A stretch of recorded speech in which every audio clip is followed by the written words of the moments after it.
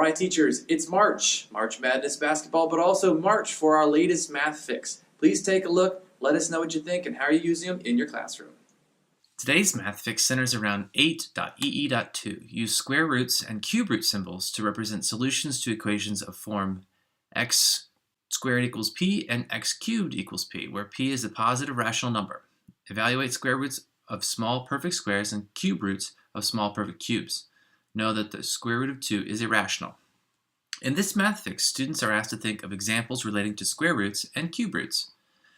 The 4 solutions that students must think about are a little bit deceiving, but I will get back to that in just a moment. Initially, these are our answers for this problem.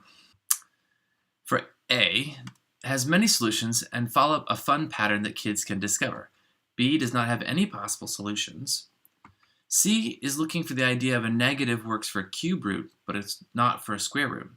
But it's where it gets a D that we have to flip this task into a much deeper discussion. You do see no examples here, but that is because students typically think only in terms of perfect squares or perfect cubes. If your students don't jump to the idea that many numbers have a square root or cube root, they are just not perfect whole numbers, then it is time to use some of your questions to lead them in that direction. The whole problem is really about getting kids to think past perfect squares and realize that the other numbers do have roots, they just are irrational. That's it, teacher. That is our math fix for March. Hopefully you enjoyed it. Looking forward to hearing how you and your students engage with it. Leave us a like or a comment below, and we'll see you again next month.